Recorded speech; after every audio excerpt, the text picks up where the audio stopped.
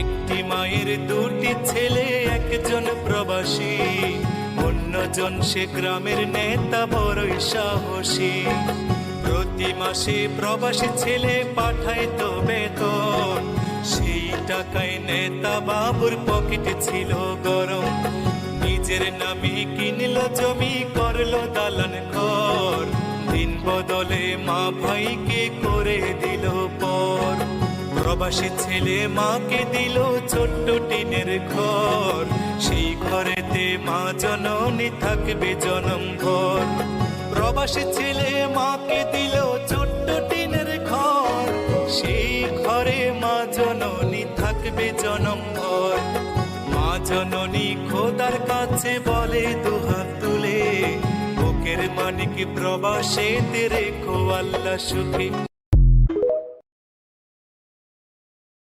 Likey